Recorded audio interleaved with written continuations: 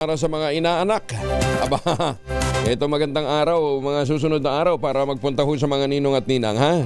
Asahan ang fair weather sa malaking bahagi ng bansa ngayong araw. Walang namomonitor ang pag-asa na anumang sama ng panahon o low pressure area sa susunod na ilang araw.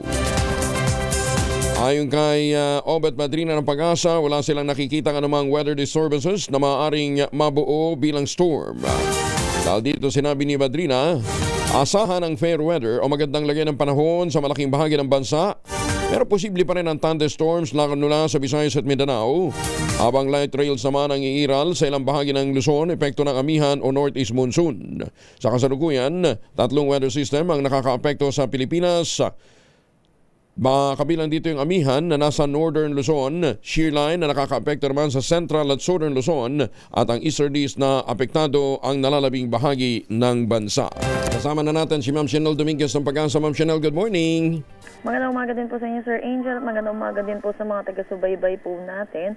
Para sa ating weather update, wala naman tayong minomonitor na anumang bagyo or low pressure area sa loob at labas ng ating Philippine Area of Responsibility.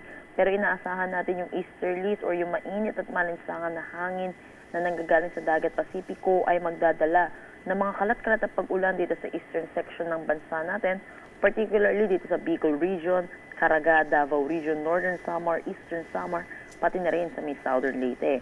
Asahan naman natin ang maulap na papawiri na may mga pag-ulan dulot ng northeast monsoon dito sa may Apayao, Kalinga, Mountain Province, Ifugao, Cagayan, Isabela, Quirino, Nueva Vizcaya, Aurora at Quezon. Sa Batanes at nalalabing bahagi ng Cordillera Administrative Region, magiging maulap din ang kanilang papawiri na may mga mahihinang pag-ulan. Samantalang para sa Metro Manila at nalalabing bahagi ng ating bansa, maaliwalas na panahon naman ang ating aasahan, pero asahan din po natin yung mga isolated rain showers, isolated light rain, o kaya yung mga localized thunderstorm lalo na sa hapon at sa gabi. Sa ngayon po, meron tayong nakataas na gale warning dito po sa seaboards po ng Northern Luzon at inaasa. Dulot na rin po ito sa pagbugso ng malakas na itong hangin amihan natin. Inaasahan po natin sa mga susunod na araw ay maglilist na rin tayo ng gale warning dahil hinakikita din po natin pahina itong northeast monsoon at posible na easterlies ang mamayagpag dito po sa malaking bahagi ng ating bansa. Yan po muna latest dito sa Pag-asa Weather Forecasting Center. Chanel Dominguez po, magandang umaga.